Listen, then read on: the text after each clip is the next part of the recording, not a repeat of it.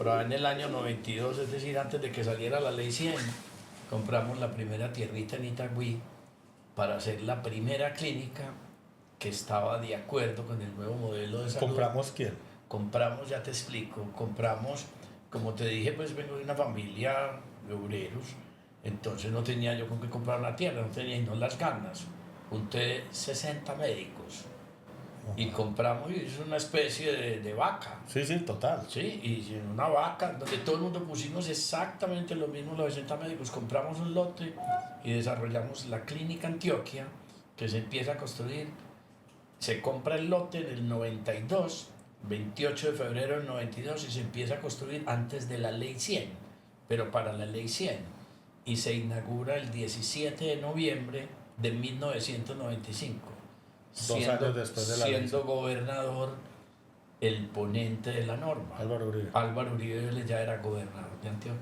Okay. A él le toca la inauguración. ¿Eso existe hoy? Sí, existe hoy con buen suceso. Es una clínica comprada por un grupo de personas formadas en el sistema de salud, liderada por una persona supremamente brillante que se llama el doctor Mauricio Vélez, que hacen inversiones en salud y funciona bien, es una clínica importante. Y ahí vienen las historias que a uno le ponen a vos, ¿por qué te dio por crear clínicas?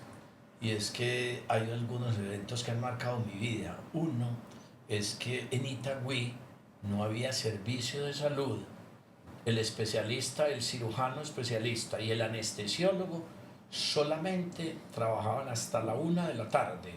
Entonces en Itagüí todo el mundo le pedíamos a mi Dios que nos pegaran la puñalada por la mañana, porque no había forma de que lo atendieran a usted por la tarde, tenían que trasladarlo hasta Medellín.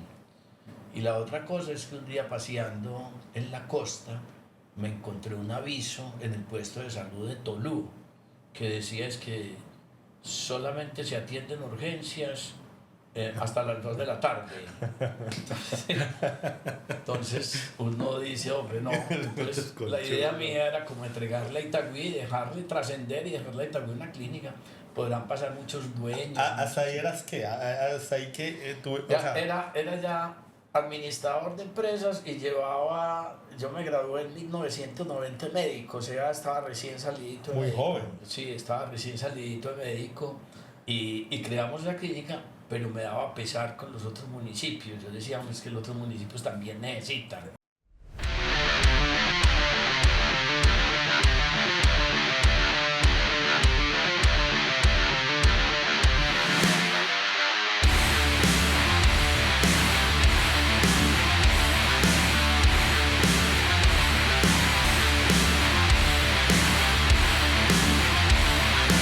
Orlando, esto es una conversación.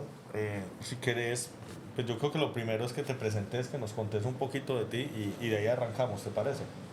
Me parece bien, Lucas. Gracias pues por la invitación. Yo soy Orlando Quiseno Calderón. Nací en Itagüí. Como la mayoría de la gente de Itagüí teníamos dos opciones: ser hijo de un obrero de Coltejero o de un obrero de Sergunión. Okay. Era un pueblo de obreros y estudié en los colegios públicos de allá, estudié en un liceo, en el Enrique Vélez Escobar, hice mi primaria en la escuela Diego Echavarría Misas, el segundo secuestrado en Antioquia, del país, sí, secuestrado por ahí en el 1970. Estudié, soy egresado gracias a Dios, de varias universidades de aquí. Soy egresado de la Universidad de Antioquia, de Medicina, de la Universidad de Medellín de Administración de Empresas. Primero médico, después administrador. Primero administrador, estaba a la par estudiando las dos carreras, después médico, y tengo las especializaciones en el AFID y en el CES. ¿Y especialista en qué? Yo hice todas las especialidades, son administrativas. Okay. Entonces en esa época estábamos haciendo una especialización por el cambio de modelo aquí en gerencia hospitalaria. Y obviamente le teníamos que mezclar otras cosas, pues como las finanzas. Entonces a eso me dediqué. Mi papá es fue obrero de Coltejer. Se murió hace muy poco, el 16 de abril del 2023. hijo de una señora ama de casa, una familia muy numerosa, 8 hijos. Muchos de ellos nos gustó estudiar pues salud. Eh, y me dediqué posteriormente, por allá cuando vi que iba a haber un cambio en salud importante en el año 90, que salió la ley 100. 10 no, esta es la ley 10 de enero de 1990, y después salió la ley 100 en 1993, que tiene fecha del 23 de diciembre del 93. Uno no se imagina la gente haciendo una ley pues el 23 de diciembre. Sí, de acuerdo. Pero esa es la fecha de expedición, entonces me dediqué a prepararme para lo que era el nuevo sistema de salud. Por ahí en el año 92, es decir, antes de que saliera la ley 100, compramos la primera tierrita en Itagüí para hacer la primera clínica que estaba de acuerdo con el nuevo modelo de salud. ¿Compramos quién? Compramos, ya te explico, compramos, como te dije, pues vengo de una familia de obreros, entonces no tenía yo con qué comprar una tierra, no tenía no las ganas. Junté 60 médicos y compramos, y es una especie de vaca. Sí, sí, total. Sí, y en una vaca donde todo el mundo pusimos exactamente lo mismo, los 60 médicos, compramos un lote y desarrollamos la clínica Antioquia, que se empieza a construir. Se compra el lote en el 92, 28 de febrero del 92, y se empieza a construir antes de la ley 100, pero para la ley 100, y se inaugura el 17 de noviembre de 1995. 2 años después de la ley. Siendo gobernador el ponente de la norma. Álvaro Uribe. Álvaro Uribe ya era gobernador de Antioquia. A él le toca la inauguración. ¿Eso existe hoy? Sí, existe hoy con buen suceso. Es una clínica comprada por un grupo de personas formadas en el sistema de salud, liderada por una persona supremamente brillante que se llama el doctor Mauricio Vélez, que hacen inversiones en salud y funciona bien, es una clínica importante. Y ahí vienen las historias que a uno le ponen a vos, ¿por qué te dio por crear clínicas? Y es que hay algunos eventos que han marcado mi vida. Uno es que en Itagüí no había servicio de salud. El especialista, el cirujano especialista y el anestesiólogo solamente trabajaban hasta la 1 de la tarde. Entonces en Itagüí todo el mundo le pedíamos a mi Dios que nos pegara la puñalada por la mañana, porque no había forma de que lo atendieran a usted por la tarde, tenían que trasladarlo hasta Medellín. Y la otra cosa es que un día paseando en la costa me encontré un aviso en el puesto de salud de Tolú que decía es que solamente se atienden urgencias hasta las 2 de la tarde. Entonces uno dice, hombre, no. Entonces la idea mía era como entregarle a Itagüí, dejarle trascender y dejarle a Itagüí una clínica. Podrán pasar muchos dueños. ¿Hasta ahí eras qué? ¿Hasta ahí que tú? Ya, o sea, era ya administrador de empresas y yo me gradué en 1990 de médico, o sea, estaba recién salidito de muy médico. joven. Sí, estaba recién salidito de médico y creamos la clínica, pero me daba pesar con los otros municipios. Yo decía, es que los otros municipios también necesitan. ¿Hiciste algo como médico o más administrador? Sí, no, toda la vida hice el ejercicio médico, fundé allá un propio centro médico que se llamaba Centro de Especialistas de Itagüí, y ejercí mi profesión hasta el 20 de marzo del 2020, cuando sale la pandemia del COVID, porque me dio miedo. Yo te conocí y seguía siendo médico, Sí, pues no cogí uno de ser médico, pero ejerciendo como médico. Ejerciendo como médico, yo recuerdo que... Yo te conozco desde el 2000, ¿eso qué sería? 2010 por ahí. Sí, señor, nosotros... Clínica Comeva Palmira. Inauguramos la clínica Palma Real. Comeva Palmira, que se llama Palma Real. Esa clínica se inaugura el 11 de julio del 2010. Ya nosotros nos íbamos... Pero ya llevamos conociendo 3 años, 2 años. Normalmente yo había ejercido pues la gerencia de clínicas, pero seguía con un consultorio abierto en Itagüí, en el que iba esa parte no sabía yo. Por las tardes, y trabajaba en el consultorio desde las 5 de la tarde hasta las 8 de la noche. Medicina general. Medicina general, sí, yo soy médico. No hiciste especialización. No hice una especialización médica. Okay. Yo digo que gracias a Dios no pasé, porque me abrió el otro campo, que era el campo administrativo, que eran las dos pasiones mías. ¿Sí? Sí, es raro, o sea, Sí. uno estudia, pues medicina, lo que entiendo es que es una carrera súper exigente. Muy, muy exigente. Y uno muy ve, exigente pues, de tiempo completo. yo tengo primos médicos y terminan convirtiéndose en unos académicos los berracos porque es que las horas de lectura y pues, de estudio son altísimas. Ese perfil tuyo es extraño en el sentido de que pues, estudiaste una medicina que es bien exigente y luego le metes una administración, no es tan común, pues eso yo creo Sí, que sí. poca gente tiene esos dos estudios.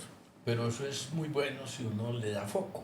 Porque, Ujú. por ejemplo, a la parte administrativa, hace muchísimo tiempo yo me dediqué, era como que uno tenía mucha información. Yo le decía a algunos alumnos, porque durante 32 años ejercí la docencia, sobre todo en campos fui profesor de especialización y maestría durante 32 años ¿En qué área? en el área de administración médica, Ujú. sobre todo formando médicos para gerenciar o para Clínicas y centros de salud y centros todo. de salud, la parte de salud.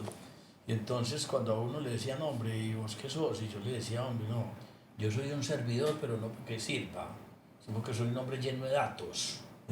Y eso es un ser humano. Un ser humano no es más que un servidor lleno de datos.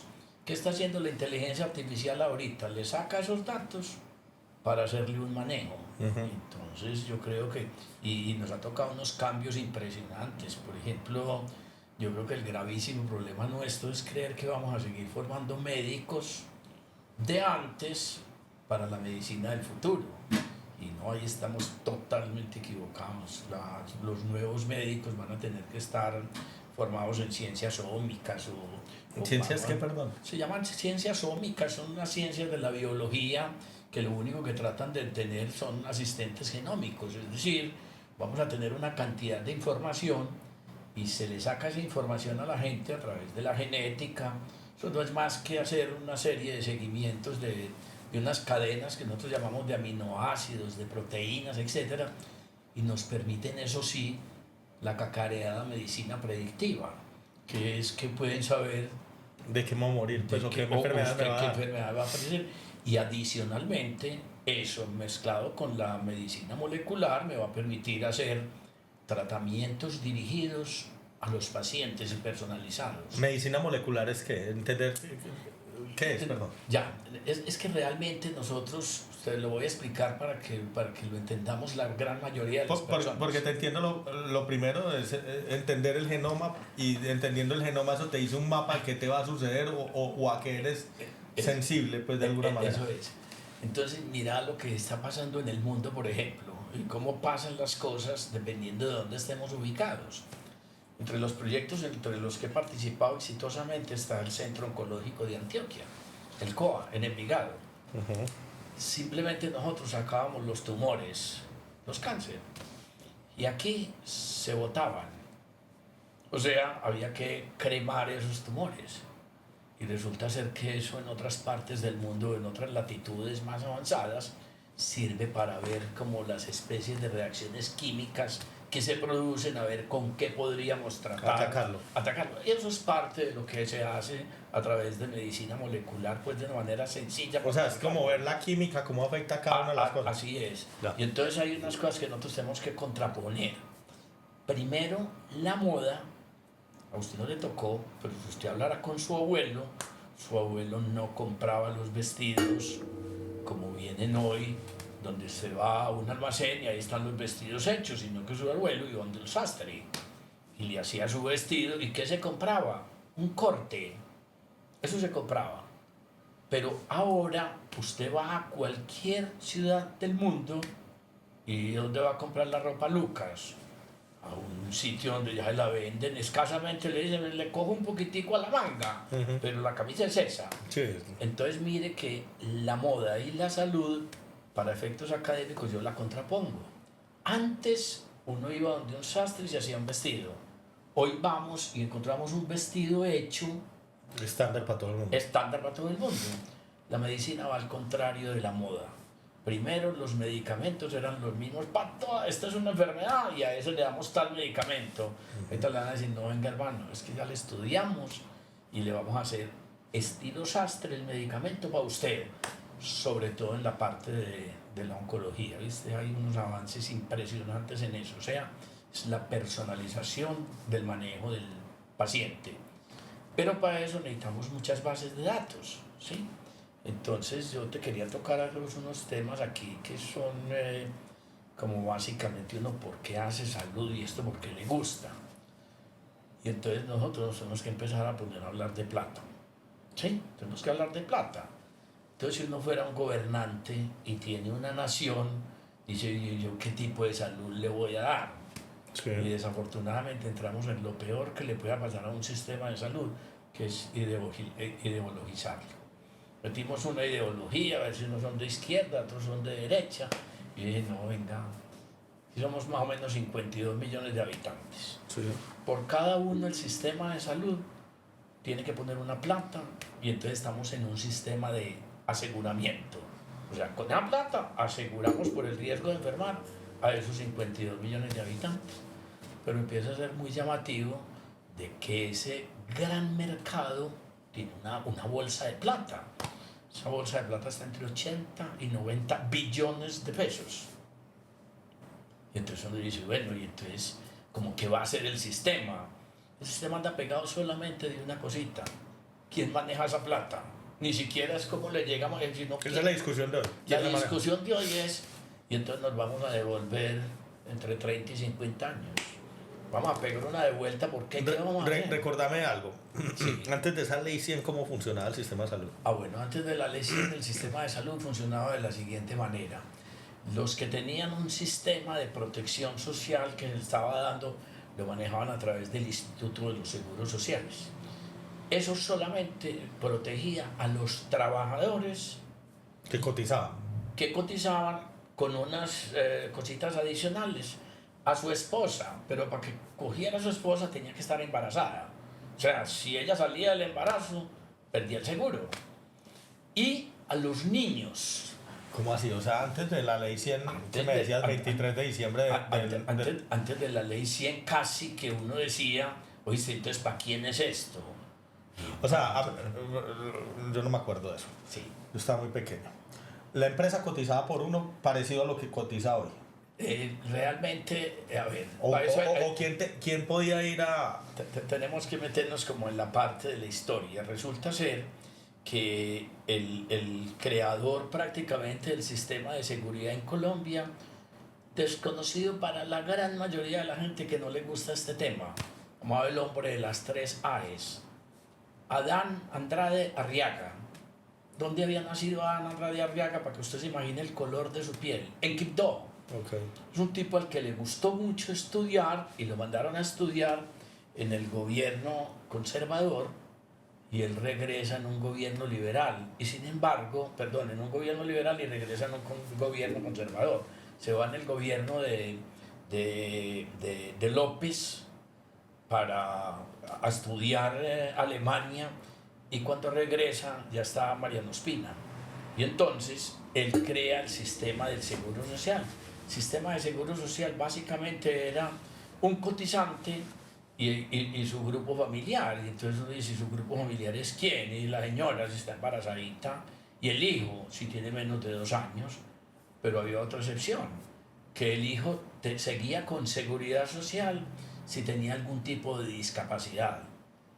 O sea que para poder seguir con el seguro social, la gente tendría que decir, ay, entonces que me nazca enfermito, porque o si no, eso era de gasto de bolsillo. O sea, entonces el empleado estaba asegurado. Asegurado. Pero la señora salía del embarazo y le daba un cáncer y ya te tocaba pagar. Ahí es donde la gente tendría que salir a vender la nevera. Y eso solamente agrupaba, según los estudios que hay hechos, que algunos critican, esa era una población cubierta de cerca del 18% de los colombianos. O sea, esa era la cobertura del sistema. Yo no sabía eso. El resto consultaban en hospitales públicos. Pero consultaban y pagaban. Pero, ojo, o si el hospital público, que era casi, recibía recursos del Estado, esa persona que iba allá, pues la atendían con los poquitos recursos del Estado y viendo que no tenía acceso a eso, se tenía que ir para la medicina privada a buscar, empeñando la nevera, hipotecando la casa, que le hicieran eso. ¿Qué queremos cambiar nosotros, hombre? Un sistema que hoy es casi de cobertura universal. ¿Qué pasa con la ley 100? La ley 100, entonces pone, bueno, y en esa época, ¿quiénes pagaban la seguridad social o cómo se financiaba? Con una contribución del trabajador, y eso se llama cotización. Sí. A esa parte del trabajador le ajustaba, él ponía una tercera parte, las 2 terceras partes siguientes las ponía el empleador. ¿Listo? Pero el Estado se comprometió en esa época a poner una platica para manejar el sistema, para sostenerlo. Resulta que el Estado nunca puso esa plata. Entonces fue un sistema que entró deficitario, fallido, que trata de corregir la ley 100 y dice, no, pues venga, hagamos una cosa distinta. Vamos a crear unos sistemas y crean el sistema contributivo, el sistema subsidiado y otros regímenes de excepción como maestros, fuerzas militares, etc. Entonces ahí vamos a ver una cosa que es la que nos empieza a pasar a nosotros. Pues listo, nos subieron la cotización, sí, la cotización pasa del 6.66% antes de la ley 100 al 12 o al 13% si hay que poner un punto adicional de solidaridad. ¿A cambio de qué? Que el Estado le dijo, venga hermano, yo le recibo la cotización, pero ya su grupo familiar está cubierto permanentemente. Eso ya es un cambio. Es un cambio abismal. Eso ya Entonces, es la diferencia. Existen unas personas, yo digo, no le crea a los colombianos, créale a las fuentes internacionales. Entonces la Organización Mundial de la Salud hace una clasificación por allá en una época y dice, venga, sobre estos 66 pilares evaluemos los sistemas de salud en el mundo y los rankeamos. Adivinen quién quedó de primero. Francia, un sistema espectacular de salud. Cuando usted llega al Charles de Gaulle, está cubierto como visitante. ¿Y dónde le cobraron la cotización suya? En el pasaje. Listo. Ese sí, ocupa me la cobran. Sí, claro. Bueno, ocupa el primer lugar en el sistema de salud en el mundo. Y después dicen, hombre, ¿y cómo sigue la clasificación? Entonces, Estados Unidos ocupa el puesto número 37. Que pensé que era más lejano. Y Colombia, después de haber implementado la ley 100, ocupa el lugar número 22. ¿Listo? Estamos mejor que Estados Unidos. Mucho mejor que Estados Unidos y gastando un menor porcentaje del Producto Interno Bruto per cápita. O sea, le gastan menos plata y eran más eficiente. No necesariamente Francia, que es el mejor sistema de salud del mundo, gasta más que los otros que le siguen. Por ejemplo, Estados Unidos gasta más en promedio que Francia. Que cualquiera, entiendo que el sistema de salud americano es sumamente costoso. Sumamente costoso, entonces lo que uno se dice, hombre, venga, teníamos un buen sistema, ahorita ¿por qué estamos peleando?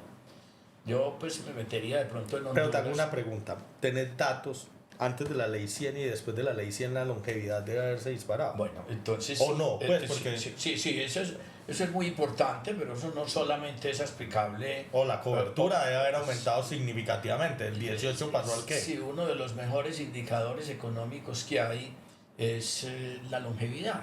Y entonces nosotros hoy tenemos una esperanza de vida entre 74 y 79 años, dependiendo de si somos hombres o mujeres. Las mujeres duran más que los hombres, son más longevas. Nosotros decidimos morirnos 4 o 5 años antes para no seguir recibiendo cantaleta, Lucas. Entonces... ¿Es un tema hormonal o por qué no? No, influyen pues muchos factores, entre ellos el tema hormonal, pero te voy a dar los datos, por ejemplo. Antes de la ley 100, la cobertura que tenía el Instituto de los Seguros Sociales era cerca del 18%. Se cree que los hospitales públicos atendían a cerca del 60% de la población, pero no todos tenían acceso. Entonces, mire cómo funciona esto, que es muy fácil, para que lo pongamos al día de hoy. Antioquia hoy debe tener cerca de 6.950.000 habitantes. Y Antioquia lo tiene en 63.000 kilómetros cuadrados. Eso tiene. Pero la gente aquí en Antioquia vive el 60% en el área metropolitana. O sea, estamos muy lejos, a media hora de un centro de atención en salud. Y hoy, el 102% de los antioqueños estamos cubiertos. Y uno dice, ¿viste? ¿Cómo que así que el 102? Siento que es una pregunta.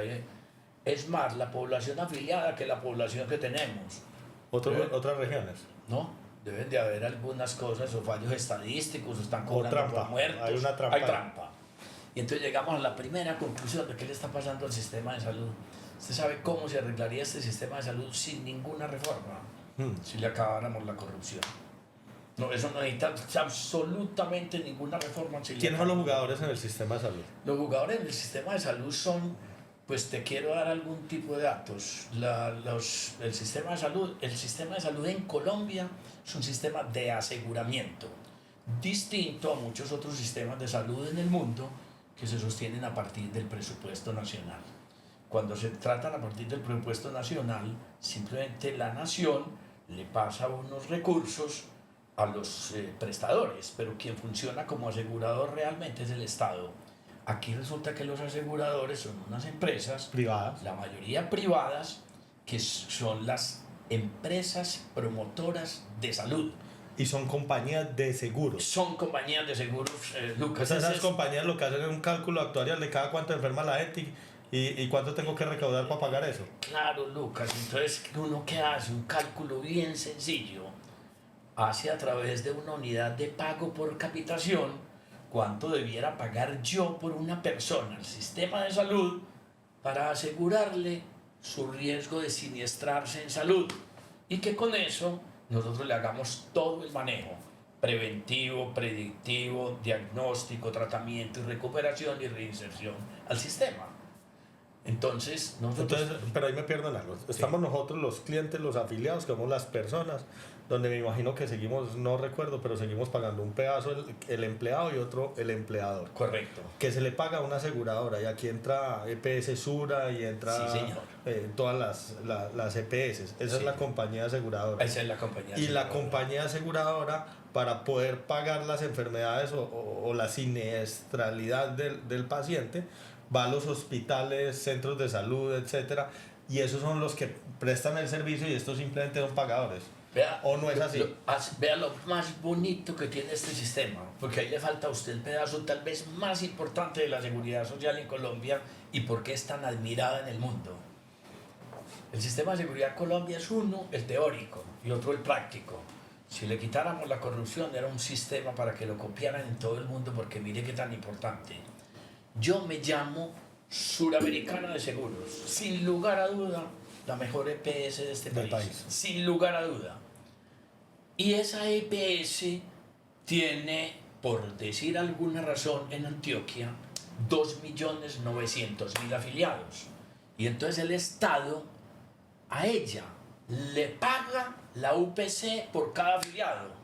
O sea, ¿qué es la UPC? Es la unidad de pago por capitación, o sea, es el valor que paga el sistema por asegurar a un paciente para que lo manejen en su siniestralidad. ¿Cuál es el negocio entonces de las EPS? Mantener a la gente aliviada. Y mire qué tan fácil. Vamos a poner dos ejemplos bien sencillos. Las mujeres que son gorditas y cuarentonas tienen mucha probabilidad de sufrir cálculos a la vesícula. Entonces, para el sistema pueden haber dos gorditas cuarentonas. Una que sea ejecutiva de alto nivel de una compañía y otro una niña de servicios. Mire qué tan fácil es. La alta, la alta en la sociedad, la cuarentona pero ejecutiva, cotiza una suma al sistema de salud en función de su ingreso. La más pobre cotiza una suma de salud, un porcentaje en función de su ingreso, pero cuando se enfrentan al siniestro de tener cálculos, el sistema les da exactamente lo mismo. Si eso no se llama solidaridad, entonces ¿eso cómo se llama? Este es un sistema perfecto frente a la solidaridad. Los que tienen más pagan más, subsidian al resto, pero reciben lo mismo porque subsidian al resto. Entonces debe de alcanzar la UPC, que es la unidad de pago por capitación, para atender a todo el mundo, pero ahí viene una diferencia supremamente clara, que es que la unidad de pago por capitación que reconoce el gobierno creen que eso vale o sube lo mismo con el IPC, que es el índice de precios al consumidor, y eso no es verdad. ¿Dónde está la discusión hoy en día? Que el IPC del año anterior fue del 5,20 y la UPC subió el 5,36. ¿Qué dijo el ministro? Creo que para darle el beneficio de la duda, de una manera apresurada, que era que iban a reconocer el IPC del 5,20 más punto 16 adicional por las tecnologías. Entonces uno dice, viste hombre, o sea el 5,36, esa UPC no le cabe a nadie en la cabeza que vaya a alcanzar para esto, o sea que tenemos un sistema... Alguna vez tenía una discusión que era justo eso, me decían, la UPC nace desde que nace la ley 100, pero muchas de las tecnologías que pues existían en ese momento son completamente distintas. Entonces, por ejemplo, en el tratamiento del cáncer, que ya habla uno de pues esas radioterapias y esas quimioterapias y aparatos costosísimos o una infraestructura que exige unas necesidades de capital gigantescas y que ese capital en algún momento se va a ver remunerado, no estaba dentro de la UPC. Y viene otra cosa, y es que como todo sistema de aseguramiento, pues todo el que ha comprado una póliza, sea de carro, sea de vivienda, sea de lo que sea, siempre saben que cuando uno firma un seguro, los seguros traen una letra de exclusiones. Entonces esto excluye, pues no sé, vandalismo, no sé qué, cuando uno compra una casa, etcétera. Lo mismo pasaba con salud y decían, esto excluye tales tratamientos, tales enfermedades, tales cosas. Pero los jueces no han tenido en cuenta eso. Entiendo que a punta de legislación han dicho todo está incluido, desde tratamientos de belleza hasta tratamientos de fecundación o cosas de esas, entiendo.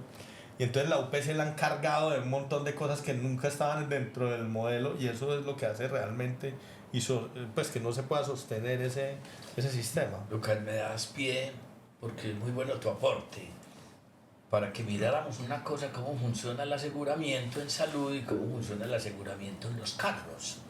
Entonces la pregunta es, oíste, compré un carrito y lo voy a llevar para asegurarlo en Sura o en cualquier compañía de estas. La pregunta es, ¿lo puedo asegurar chocado? No. No, Sura va a decir ahí mismo no. Pero resulta ser que el sistema de salud en Colombia es tan bueno que a mí me tienen que recibir en cualquier aseguradora, aunque yo esté chocado. ¿Qué es chocado? Siniestrado, es decir, a mí me tienen que recibir enfermo. Yo puedo llegar con un cáncer a una EPS. Yo puedo llegar con un cáncer a una EPS, a que me inscriban. Entonces dice, y te cubren el cáncer. Ya le voy a contar. Entonces mire qué tan fácil que funciona este sistema de aseguramiento. Ese asegurador hoy, que se llama EPS, recibe unos pacientes y la ley 100 le puso como principio filosófico: no existen preexistencias. ¿Qué quiere decir eso? Usted tiene que recibir al diabético, al hipertenso, al que tiene cáncer. Simplemente da unos tiempos y le dice, el primer mes que usted está afiliado, yo solamente le voy a responder por las urgencias. Listo. En estas semanas usted va a tener derecho a esto, pero usted se está metiendo en el sistema chocado. Y miremos entonces para que entendamos qué es una clínica en el sistema de salud. Fíjese que uno cuando se choca en un carro, inmediatamente llama a la aseguradora y la aseguradora le dice, llévalo al taller de tal parte. Eso se llama red de talleres. ¿Y esta es la red de clínicas? Sí, señor. Entonces yo me enfermo y yo no puedo coger para cualquier clínica, porque el asegurador me va a decir, llévalo a esta que es mi red de prestadores. Y ahí vas, y para que no consumas mucho o para que no exageres, te cobran unas cositas que el sistema tiene de protección, que son los famosos copagos o cuotas moderadoras, para que no van mucho, para que no abuses del sistema, para que te duela un poquito. Pero desde el punto de vista de la concepción filosófica de lo que tiene la norma del sistema de seguridad social en Colombia, es muy bueno. Una pregunta, yo puedo ir, entonces, si yo estoy en una zona donde no tenga ese taller o esa clínica asociada a mi asegurador, ¿qué pasa? Bueno, entonces estoy en el Amazonas y EPS Sura no tiene nada en el Amazonas. Entonces resulta ser que nosotros llamamos eso portabilidad. Portabilidad, está afiliado, listo, se está afiliado y en cualquier parte el sistema de salud es nacional. O sea, los 32 departamentos, usted está cubierto. Si usted ya es un tema entre ellos. Pues. Es un tema entre ellos, lo atienden. Las urgencias en Colombia son de obligatoria atención. Pero te voy a dar un dato con respecto a la UPC, a lo que paga, porque también es muy bien concebida desde el punto de vista estadístico. Es que en Colombia no te pagan lo mismo por un niño, por una mujer en edad embarazable o por alguien que sea mayor de 65 años o que viva muy alejado. Y yo digo, ¿cómo así, doctor? Y entonces, y no, el sistema te reconoce a vos como asegurador, como EPS, como EPS, una UPC diferenciada. Aquí le pago por los niños. En promedio en este momento la UPC de cualquier colombiano, sin ninguna cosa adicional, serían 1.522.000 pesitos. Pero es que hay que pagar algunos por 3 millones. Sí, el mayor, por ejemplo, o el que está muy lejos. Entonces, mire qué tan fácil es. Entonces, la UPC, el gobierno la corrige y paga más por estos factores. Por edad. Los extremos de la vida son más fácilmente enfermables o siniestrables, por lo tanto la cuota del seguro es mayor. Entonces el sistema le paga una UPC mayor a la EPS por esos pacientes.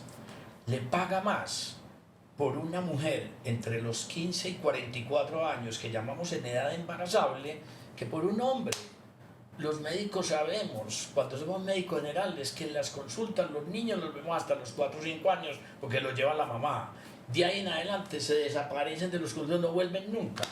En cambio las mujercitas vuelven a los 10, 11 o 12 años ya con situación menstrual, por eso se paga más, porque consumen más. Esa es por edad. Por sexo se la dije ya de mujeres. Y ahorita veamos una cosa que se llama dispersión geográfica. Por ejemplo, existe un municipio, Cumaribo, en Bichara. Antioquia tiene 63.000 kilómetros cuadrados. Cumaribo tiene 65.000 kilómetros cuadrados. O sea, ¿es grande que Antioquia? Cumaribo es más grande que Antioquia en el Bichara. Y hoy debe tener 40, 50.000 personas. La pregunta es, decime qué prestador y qué PS se va a asegurar a esa gente. Ninguno. Entonces el Estado tiene que darle y decir, venga, asegúreme esto, yo le doy un 15% más. Eso se llama dispersión. Sí, Cumaribo es un municipio más grande que si filáramos los departamentos en orden. Y a Cumaribo lo pusiéramos como departamento cada de quinto. O sea, es más grande que 28 departamentos de Colombia. Increíble. Siento que hay que pagar más por ellos. ¿Listo? Ese es el sistema. Entonces, ahorita que se pretende cambiar. Había otra cosa Sí.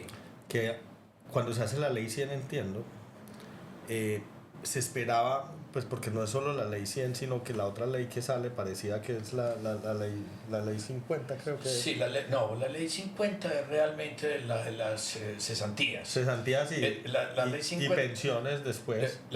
Es que miren, la ley 50 es la que hace referencia a la retroactividad de las cesantías. Los trabajadores muchas veces utilizan, manipulados por sindicatos, información que no es verdad para crear lo que los griegos llamaban las ucronías, que es hacer creer sobre una cosa que es verdad, otras que son falsas, pero como están pegadas a una verdad, lo hacen creer. Entonces, por ejemplo, aquí iba a existir una cosa, entre 1990 y 1994 está la gran revolución de la seguridad social en Colombia. ¿Por qué? Aparece la ley 10 de enero 10 de 1990, que es un primordio, es la raíz de la ley 100. Aparece la ley 50, que hace referencia a la retroactividad de las cesantías. Porque no existían, y que hace mucho más competitivas las empresas de Claro, no existían los fondos de cesantías, entonces uno llegaba a trabajar y cuando uno llevaba 30 años de trabajar para liquidarle las cesantías, le tenían que tener una retroactividad de 30 años. Como era un mes por año, hombre, eso era una locura. Después sale la ley 100 y la ley 100 tiene pensiones, cesantías y riesgos laborales. Pero te hablo de eso porque eran un conjunto de leyes que finalmente esperaban que el sector productivo se volviera más competitivo, que buscaban mucha más formalización de disminuir los niveles de informalidad en el empleo Entonces el número de cotizantes que proyectaban para cada una de estas leyes era mucha más gente que iba a hacer de estos sistemas, tanto el de salud como el de pensiones, mucho más sólidos y mucho más fuertes. Y lo otro que pasó, igual como no calculan o actualizan la UPC, es que el nivel de informalidad en el país nunca mejoró. O sea, sigue existiendo un nivel de informalidad gigantesco donde mucha gente sigue sin cotizar. Y yo creo que en parte, pues yo no sé cómo funciona el sistema subsidiado, el SISBEN, pero me imagino que no hay suficiente gente pagando para mantener un sistema tan bueno como el SISBEN, o sea, regalando tanta plata. Es que estás con todos los datos que manejas, porque uno para hacer una pregunta inteligente tiene que manejar bien el tema. Y como dicen los abogados, al lugar a la pregunta. Resulta ser que el sistema de salud se dividió entre la gente que lo podía pagar y la gente que no lo podía pagar. Y la contribución era que el sistema contributivo fuera siempre sostenible por el aporte del empleador y el aporte del trabajador. Pero resulta que, para darte un dato a hoy, en Antioquia el 60% son régimen contributivo, pero el 40% es régimen subsidiado. ¿Listo? En inicios de la ley 100, eso tiene que estar pegado de una cosa que se llama: yo con esto de seguro, ¿qué amparos compré? ¿Por qué me está...? Y entonces aparecía una cosa que se llamaba en esa época el POS, que era el Plan Obligatorio de Salud. Sí. Hoy se llama PBS, Plan Básico de Salud. Y estaba supremamente claro que con este aporte tuyo tenías derecho a este plan. Pero salen unas cosas que empiezan a partir de las sentencias de jueces, de cortes, etcétera, donde ese plan obligatorio de salud o el plan básico de salud se convierte en lo que se conoce en el mundo. Pues cuando nos reunimos algunas personas que nos gusta el tema hablar, ¿sabe cómo lo llaman los extranjeros al plan colombiano? El PIS, el Plan Infinito de Salud, porque todo lo que va saliendo nuevo se lo meten al POS. Y entonces, así no hay forma de asegurar. No hay ninguna forma de asegurar. Y por allá en el año 2016, yo tengo profundo respeto por las Cortes, profundo respeto. Yo soy republicano, me gustan las normas y me parece... Pero hay veces que el principio filosófico no está de acuerdo con el principio económico. Es insostenible. En el 2016 sale una sentencia de la Corte que desde el punto de vista filosófico es muy bueno, que es la sentencia de la Corte T760. ¿Qué dijo la sentencia de la Corte T760? Casi que el plan básico de salud del régimen contributivo se iguala por el régimen subsidiado que para hacer justicia. Entonces SISBEN significa Sistema de Identificación de Beneficiarios, para identificarlos, para darle una casita, ¿vale? Y uno siempre cree que no, salud. la gente le dice, la gente asocia Claro. SISBEN con salud, pero sí es un sistema de clasificación para darle salud. Entonces nosotros creemos, hombre, que yo creo que el sistema amerita que se hagan cambios, pero más que cambios son adaptaciones, más que acabar con la reforma de tierra arrasada. Una reforma de tierra arrasada. Yo creo que nos devolveríamos 20 o 30 años, nos devolveríamos como mínimo 30 años. Si la ley es de 1993 y estamos en el 2025, son 32 años.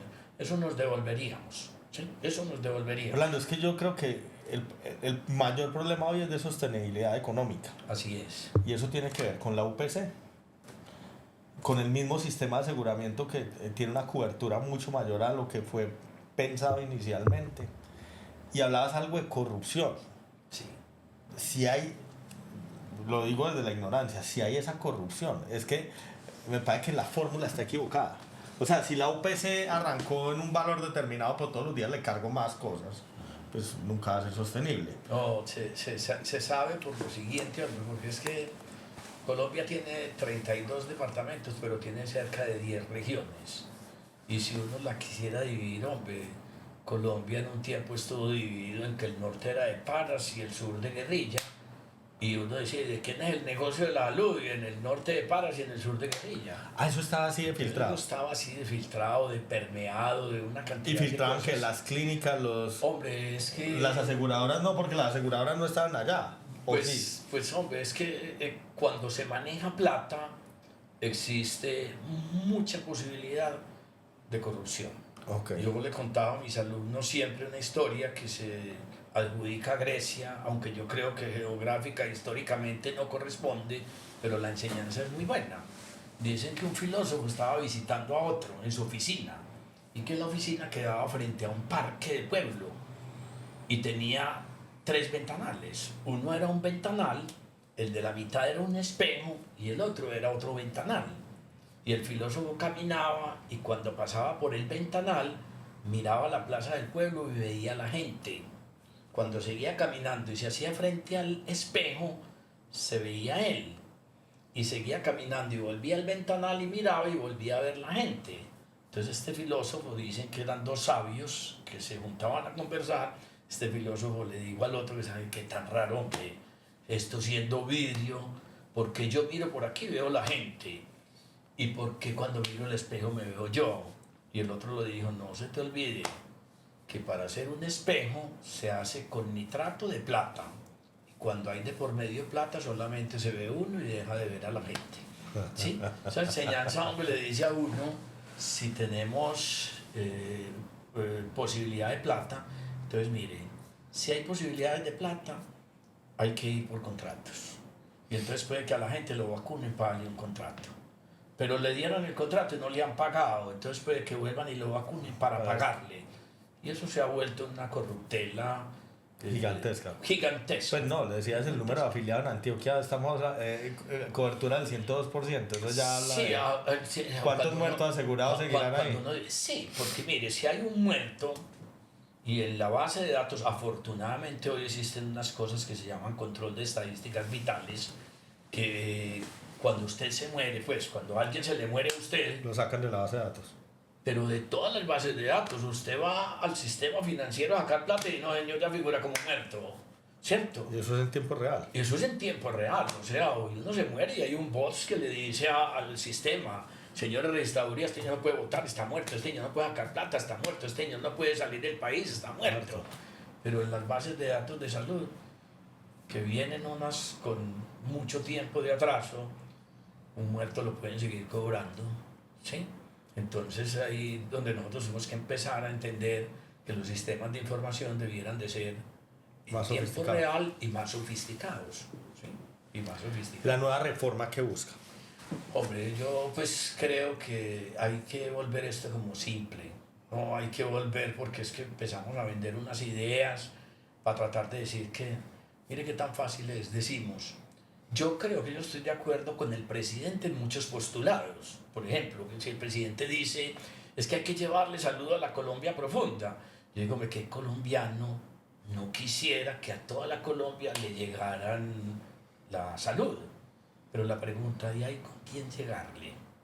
Es decir, yo no estoy tan claro en la respuesta, o sea, si acá la estamos pagando y eso es insostenible, pues replantéense los que vienen en la Colombia profunda para dónde van, porque no quiero poner en riesgo la de toda esta sociedad por el 4 en ese municipio que decías que es más grande que Antioquia. Le van a decir a uno, doctor, ¿usted quiere mejor prevención que manejo? Y uno dice, sí, estoy de acuerdo. Estamos de acuerdo con medicina preventiva, con medicina predictiva.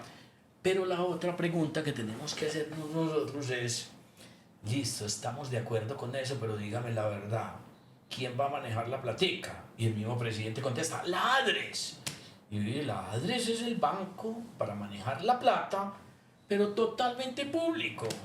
O sea, hay un señor que se va a sentar hoy enfermito y mañana va a amanecer con 90 billones de pesos para poder hacer lo que... ¿Usted se imagina eso en manos de los políticos? ¿Hoy está en manos de cuántas empresas? Pues hermano, hoy el sistema pues recauda, maneja, controla, y eso básicamente se volvería, casi que para que le pongamos esto... Hoy hay competencia entre compañías aseguradoras. Es que se acaba la competencia. Y entonces se vuelve un monopolio de 90 billones de pesos donde la corrupción va a ser mayor. Hombre, si estamos diciendo que el problema es corrupción, uno dice, hombre, ¿cómo le vas a poner al ratón el queso? Pues... No, y ¿sabes qué pasa? El solo hecho de que exista competencia hace que las compañías innoven mejoren el servicio, tengan que ser eficientes para mantenerse competitivas. Si yo le entrego el monopolio de la salud al gobierno, que de hecho tiende a ser ineficiente, no va a haber esa innovación y no va a haber esa competencia por hacer el sistema más accesible, más... Te doy un dato, Lucas, que te va a asustar. Yo se lo he dado a los viceministros en términos más de amistad que de llamarlos a molestarlos o encararlos en un foro. No, les hago este tipo de preguntas o para que ellos se respondan. ¿Cuál es el ánimo de estatizar la salud? ¿Cuál es el ánimo de estatizar la salud? Si no es manejar un poco de plata, porque les doy este dato. Los talleres que veíamos ahorita, el equivalente de talleres son las clínicas o los prestadores. Le voy a dar un dato de Antioquia. Ayer estuve con la secretaria de Salud de Antioquia y le daba un dato, o hablábamos de un dato, y le dije, mire, ¿sabe cuántos prestadores hay en Antioquia? Porque tenemos que estar registrados, se llama el RIPS, en el registro de prestadores de salud. Somos 11.500. De esos 11.500, ojo pues, empresas privadas, el 98.17%, y públicos menos del 2%.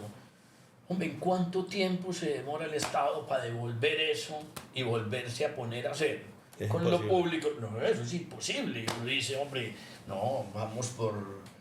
Pero entonces, lo que están buscando es que exista un solo asegurador, que sea el Estado. Y ese asegurador va a ir a contratar esos talleres o esas clínicas con los mismos privados, ¿o no? Sí, pero mire, Porque si no, no hay logística. Pero mire lo que hace. Si usted se pone a oír hablar a los directivos de Sura, que son juiciosos, que tienen toda la estadística, toda la casuística, ellos le van a decir, no, es que la plática que recibe Sura, mire, la mayoría de las veces se me va esto en gasto de médico de la red. A mí para la parte de administración me está quedando esto. O sea, y la gente está creyendo, no, es que las utilidades y no sé qué. Eso no, eso es medio carreta. Esto también es un negocio financiero, se mueve mucha plata, se tiene mucha caja, sirve para mucho tipo de cosas. Pero nosotros nos tenemos que preguntar, ¿oíste?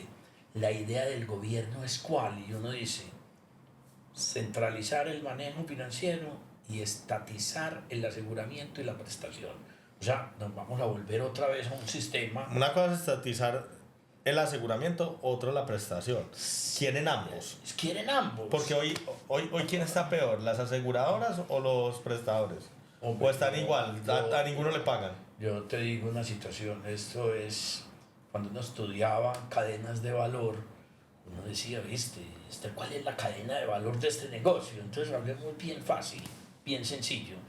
Esto es un mercado lleno de submercados, lleno de submercados. Aparece la educación, los que estamos formando médicos, las universidades, pero aparecen los otros. Entonces, por ejemplo, a una clínica no le pagan y hizo un contrato con la EPS, pero quien le tiene que girar en este momentico está girando es el ADRES y no le pagan. Y entonces, señora, ¿quién le deja de pagar? Le empieza a dejar de pagar a los operadores logísticos que le dan las drogas.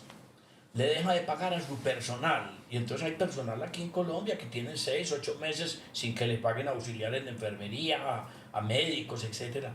Le empiezan a dejar de pagar a los proveedores de insumos, el material médico quirúrgico. Le empiezan a dejar de pagar a los que nos hacen el mantenimiento al equipo biomédico. Le empiezan a dejar de pagar a los que nos hacen el manejo y el respaldo de la ofimática. O sea, a todo el mundo. Entonces esto se vuelve una cadena de quebrado donde uno dice, ¿quién está peor? O sea, y así está todo el sistema. Todo el sistema. Te hago una pregunta. Ha existido el sistema de aseguramiento, pero también del sistema de aseguramiento aparece la medicina prepagada, que son compañías hermanas en muchos casos. Utilizan los mismos prestadores de salud.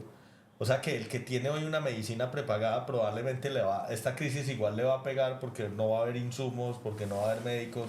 O sea, tener medicina prepagada no te va a proteger ante el colapso general del sistema de salud. No, yo creo que lo que va a pasar en este momentico es una cosa que es muy sencilla y es que hay compañías que van a tener que diseñar seguros. Por ejemplo, cuando se hizo el sistema de reforma de salud en Chile, llegó en un momento donde se ofrecían cerca de 9.000 pólizas de seguros. Le hacían casi que pólizas de seguros personalizadas a la persona. Aquí nos va a pasar exactamente lo mismo. Ya la gente viene con un sistema de salud que la gente lo va a aprender a valorar apenas termine esta crisis. Ahí sí lo van a valorar. Apenas empiezan a decir, no, es que no te atendemos, es de verdad. Si mi mamá tiene cáncer y se va a morir, no le colaboramos para que la entierre, pero no hay plata. O sea, es que ya le están diciendo a la gente. Ya va la gente a ese señor, es que necesito el nefroprotector, yo soy trasplantada renal, hace 11 años y no me diga, no hay. Y entonces, ¿qué me va a pasar? No, se va a morir. ¿Y qué pasa? Y no, una menos para el sistema, una menos costosa, o sea, entonces indolente.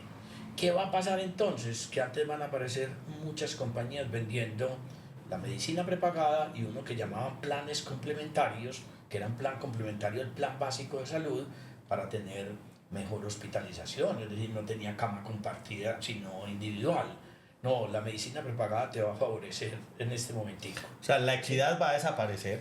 Se va a desaparecer la equidad y la solidaridad. Y la solidaridad, eso es lo que va a pasar. O sea, el que tiene para pagarla va a tener buena salud. Acaban con los principios que querían defender. Se ideologizó tanto el sistema de salud que uno dice, si algunos debieran de estar en la calle en este momentico, bloqueando, haciendo marcha allá a los profesores, este actual sistema les quita la luz, se las daña todo y la gente sale a protestar en apoyo. Entonces uno dice, no, esto es... Sí, o sea, el que tiene como pagar siempre sale bien. El que tiene como pagar siempre sale bien. Es que se están ideologizando. Es que uno se pregunta y dice, hombre, ¿por qué salen a marchar los indígenas por una reforma laboral si ellos no están en ese sistema? Ideología mismo. ¿Por qué sale después? Tienen un sistema distinto, ideología mismo. ¿Por qué sale? Porque ideologizamos absolutamente todo. Pero yo soy de los que pienso que las inteligencias de los pueblos no logran subvertirse con ideología. En algún momento caen en cuenta. En algún momento caen en cuenta con absoluta certeza. Pues todo el que ha tenido la oportunidad de trabajar en una empresa formal y ha trabajado en la informalidad se da cuenta de los beneficios que trae la formalidad. Sí, claro. Y así se van a dar cuenta. Claro. Todo el que sabe que si a la empresa les va mal, se pone en riesgo el trabajo, van a empezar a darse cuenta. Yo te hago, a vos que manejas tanta gente, Lucas, hacete una encuesta y te vas a dar cuenta de la ideologización de todas las conquistas que hay aquí. La gente dice, Uribe, el de la ley 100, el de la ley 50, nos quitó las pensiones, nos quitó... Y uno dice, listo, ¿a dónde ha visto usted que la gente diga, Uribe, un berraco nos disminuyó la jornada de 48 a 42 horas? Esa es la ley Uribe, pero de esa sí no tiene nombre, a esa sí no le ponen el epónimo, esa no le ponen nada. Y uno dice, esto es la ideologización. ¿Por qué? Porque simplemente a la gente le conviene. Los empresarios vendemos productos. Yo que he participado en todas las torres médicas de aquí, en los centros comerciales, en Oviedo, en el Tesoro, en Mallorca, vendo consultorios, vendo espacios. Y uno dice, ve, ¿y qué venden los políticos? Ilusiones. Y entonces, ¿quién te compra una ilusión? El filósofo te diría, un desilusionado. Un ilusionado no compra ilusiones. De acuerdo. Y entonces pero hay que mantenerlo como desilusionado para venderles, ¿cierto? Pero hombre, teníamos un gran sistema de salud, vemos que lo estamos perdiendo y sin embargo los que lo debiéramos de defender hacemos muy poquito por defenderlo y de pronto se nos va a hacer tarde. El sistema está colapsado en solamente 2 años y medio de gobierno. Tengo una pregunta, para el que tiene recursos, ¿ese sistema de salud del futuro va a ser mejor?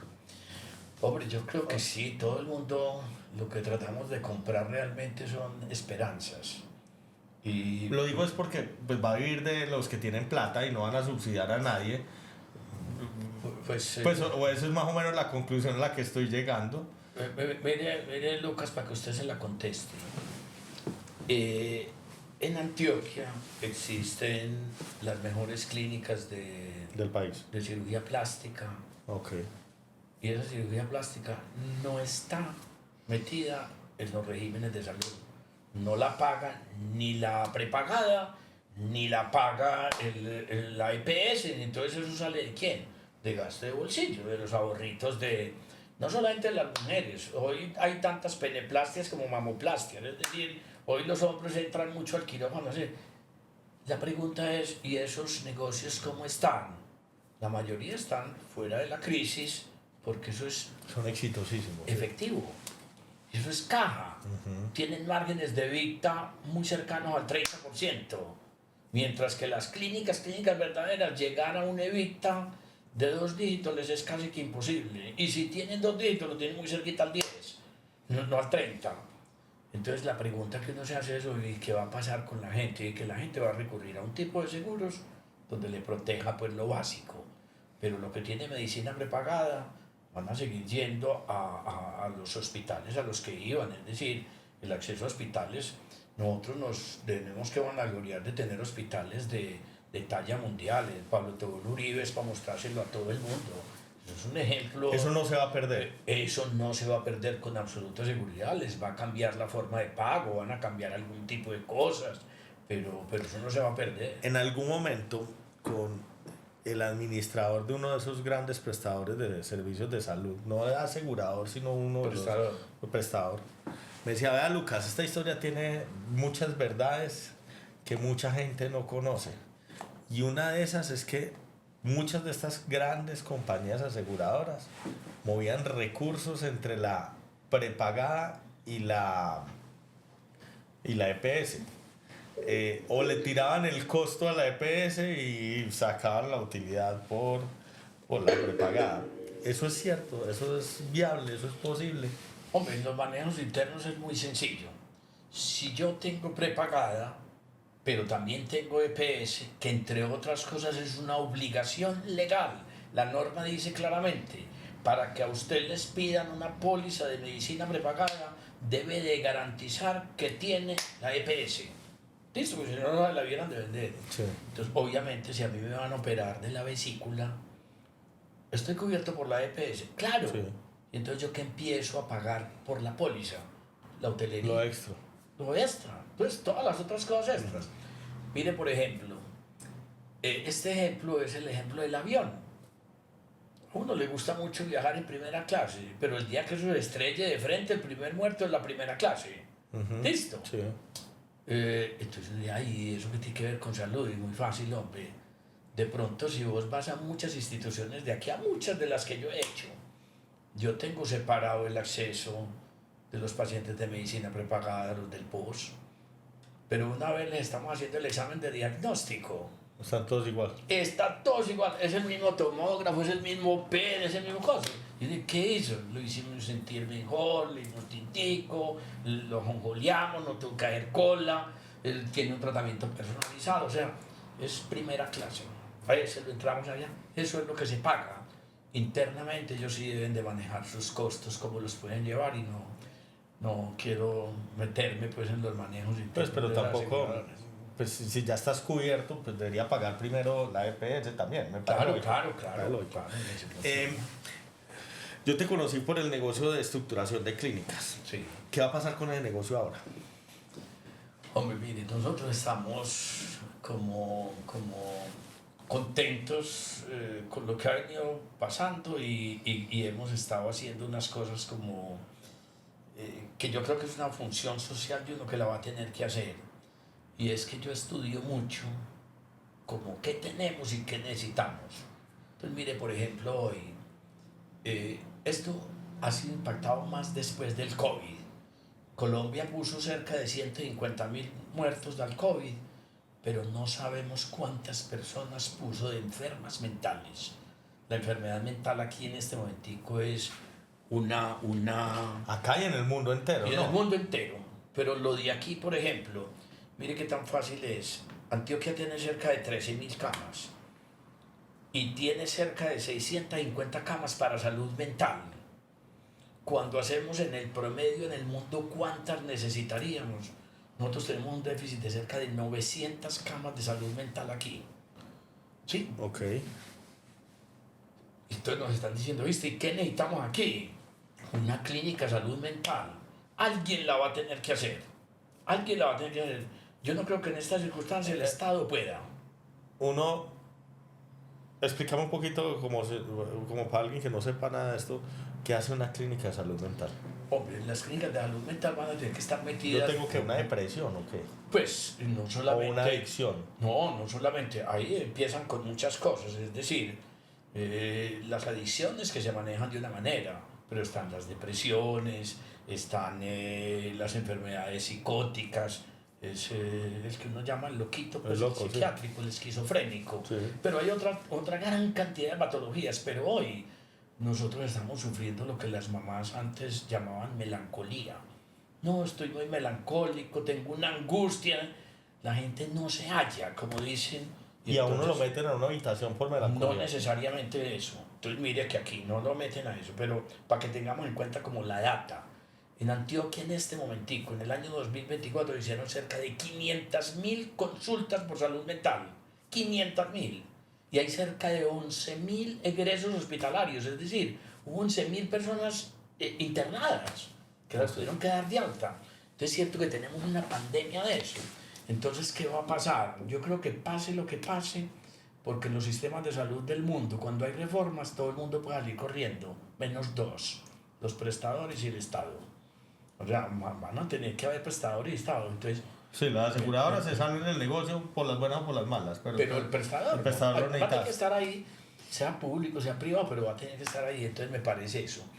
Y van a aparecer muchas cosas. ¿Quién que paga es los tratamientos de salud mental? de Están, salud? están incluidos en el plan, ¿no? O sea que En son, el plan básico de salud. no son tarifas que dependen del mercado, sino que están dentro Están de... reguladas. Están reguladas. Usted que está metido en el sector hotelero se da cuenta que cuánto puede pagar una persona y usted hace los cálculos y dice, esto me da o no me da. A mí si no me llega una persona de 1.000.000 de post diario no me da. A nosotros no, la tarifa es 440.000 pesos mensuales y tenemos que darle... ¿400 qué? 440.000 pesos diarios y tenemos que darle alimentación. Cuando usted entra a un hotel y se abre el ascensor en un piso, usted escasamente ve una mucama. Pero cuando se abre el ascensor en un piso de un hospital, usted ve 30, 40 muchachitas de blanco, doctores con estetoscopio, o sea, el personal es muy costoso en esas cosas. Y sin embargo, la hotelería la pagan muy barata. Pero entonces, yo creo que esa es una. Salud mental, pues no tiene quirófanos, no tiene equipos raros. No tiene es equipos más, raros. Es más un negocio de hotelería. Es más un negocio de hotelería, pero es que en el negocio de hotelería usted puede vivir, hermano, de la alimentación, de los cócteles, de eventos. Aquí no. Entonces es un negocio que no es tan bueno desde el punto de vista rentable, pero lo necesita la sociedad. Pero me parece que puede ser un negocio que podemos revisar. O sea, Sí, eso es si un faltan negocio. 900 cámaras, hay que hacer 100, no 200 rápido. Hay que hacerlas, pero para allá. ¿Y quién opera ese tipo de negocios? Normalmente lo operan IPS, instituciones prestadoras de servicios de salud. Aquí se conocen unas que son las más grandes, pues como el Hospital Mental de Antioquia o el Omo. Pero usted va a ver, y como todo lo público, es que no sé para qué queremos devolvernos a lo público en salud si la mayoría de lo público está quebrado y con muchas dificultades. Estamos sobrenadando por la participación del sector privado. Okay. De resto estaríamos pues cerrados la gran mayoría. ¿Sí? Ya. Entonces... Porque esa epidemia de angustia, depresión.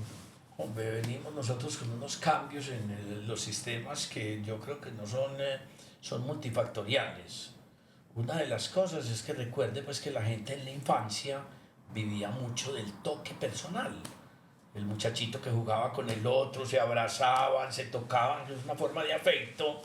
Y hoy los muchachitos viven pegados de un celular, de una televisión, de pantallas, es decir, son cambios en los hábitos de cómo funciona el mundo. Y los hogares son más pequeños. Los hogares son más pequeños y adicionalmente con otras cosas. Y es que nosotros venimos, en este momento en Antioquia deben de estar naciendo cerca de 55.000 muchachitos al año.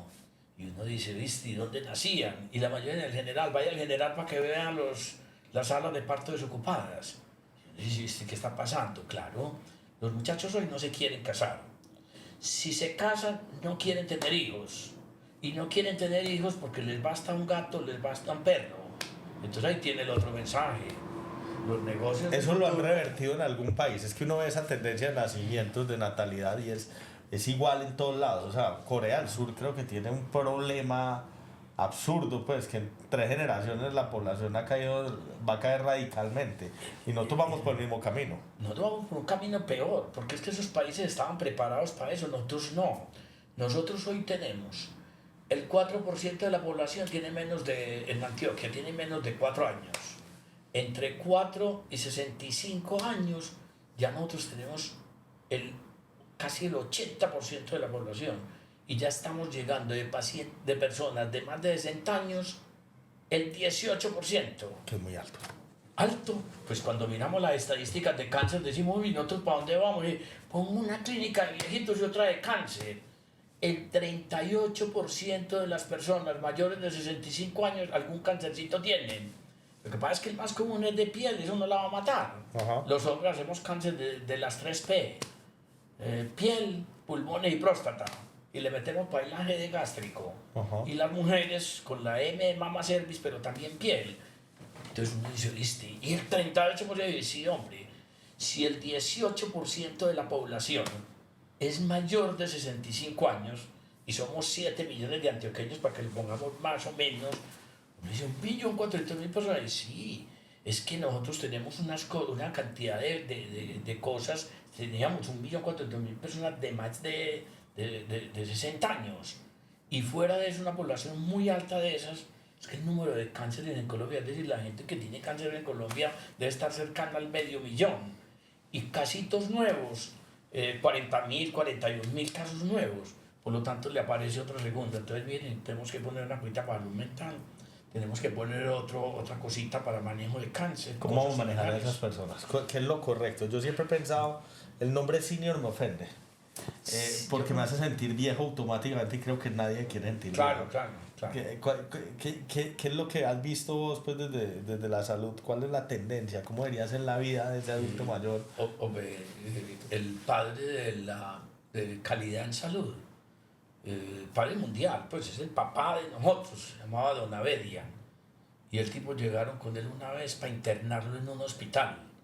Y una persona del hospital lo reconoció y dijo, no, yo me voy a aprovechar de él, lo voy a sacar. Y le preguntó, ¿usted qué sabe tanto de calidad? ¿Cuál es como la crítica en otros hospitales? ¿Usted qué le corregiría? Y don Abedian dijo, no, es que uno en un hospital se siente muy solito. Y mire lo que nosotros creímos que estábamos haciendo bien, haciendo habitaciones para viejos individuales, cuando él lo hubiera preferido tener más. Cuando miramos eso para la tercera edad, para la edad dorada, para el senior, para el viejo, para el anciano, empezamos a entender que los mejores centros van a ser los centros que les brinden compañía, lúdicas de conversación, talleres donde ellos puedan sentirse todavía útiles, bibliotecas, sitios de oficios, etcétera, etcétera. Hermano, ellos no se van a morir sin seguir haciendo lo que les gustó. Es que el que tuvo yo digo que el mejor vicio es el de la lectura. El que va a querer tener una casa de vicio, que es una biblioteca, ¿sí? Entonces simplemente es hágale al otro. Yo no creo en unos principios que son mal hechos. No le hagas al otro lo que no quieras que te hagan a ti. Y eso no es verdad. Cuando yo me casé, a mí no me gusta que me rasquen la espalda, pero a mi señora le fascina. Si yo aplico ese principio confuciano de no le hagas al otro lo que no quieran que le hagan a él, entonces yo no le rascaría la espalda y ella no sería feliz, ¿o no? Eso hay que cambiarlo. Hazle al otro lo que quiera que le hagan a él, ¿sí? Entonces, hermano, dele compañía, dele espacios donde él pueda seguir siendo útil. Yo creo que eso no está en tener una buena habitación, una buena cama y un buen baño. Eso va más allá. ¿Qué tiene ese señor de espacios en los que pueda compartir y seguir siendo útil? Yo creo que los seniors los vamos a tener que cambiar, igual que vamos a tener que repensar los hospitales. Los seniors te unen viejos con viejos. Eso está bien. Hombre, uno no quisiera estar con gente joven también. Lo que pasa es que hay una cosa que es muy simple. Es que esto, como era un negocio meramente inmobiliario, entonces decían, senior, ¿asistido o no asistido? Sí. Y entonces yo decía, no, asistido, porque es que el que te compre eso de 55 años va a gustar 75 también, sí. ¿O no? Y entonces, no, pero yo creo que sí debe existir, hermano. Yo creo que nos falta todavía estudios para entender qué es lo que ellos quieren. ¿Dónde lo hacen bien?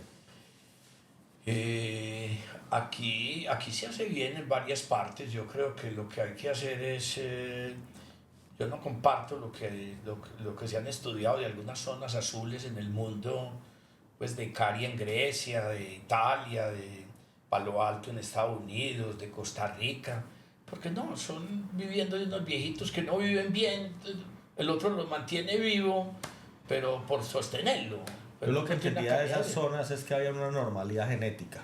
Mm, En otras palabras, no sé cómo se mezclaban entre ellos y son longevos genéticamente, más no necesariamente habla de buenos hábitos o de un buen estilo de vida.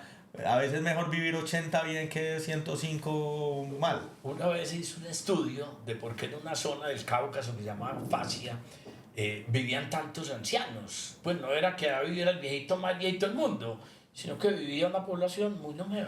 Y empezaron a estudiar y descubrieron que era que uno llegaba a la ancianidad y lo convertían inmediatamente en consejero.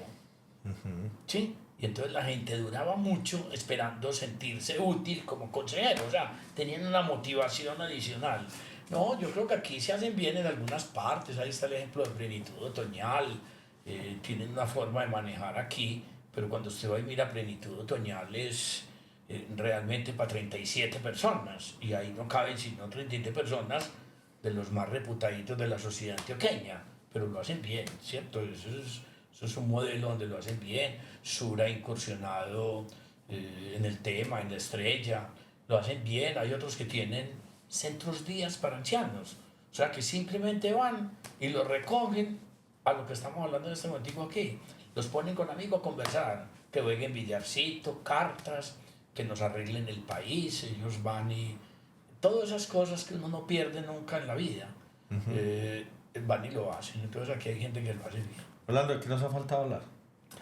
¿Qué consideras importante? No, yo creo que hablamos de todo, hombre, muy agradable el rato, y me parece que es simplemente seguir que las personas no nos dejemos ideologizar por unas cosas que son problemas sociales. El manejo de la salud en este momento es un problema social y hay que hablar sin tapujos, sin acusaciones infundadas, con datos, y entender, hombre, que nosotros, pues los que lideramos estos procesos, no podemos dejarla caer. El país no puede entrar en una situación pues como de angustia colectiva o de que se nos acabó el país. No, hay que seguir, que los que hacemos alguna cosita la sigamos haciendo y un poquitico mejor. Que hay un principio en economía que es básico. Es que en economía lo más contagioso que hay es el optimismo. Pero como dijeran algunos filósofos contrarios a esta teoría, dirán, ah, no, tranquilo, Torquiceno, pero también es muy contagioso el pesimismo. Pesimismo. Y uno dice, sí, de ese es el que no nos podemos dejar contagiar. De acuerdo. Lucas, hay que seguir haciendo hoteles y clínicas y mantenernos vigentes, porque hay gente que no nos va a agradecer esto, pero eso no es lo que nosotros necesitamos. Lo que nosotros necesitamos no es agradecimiento, sino trascendencia, que es distinto. ¿Sí? Buenísimo. Orlando, mil gracias. Hombre, Lucas, gracias por la invitación.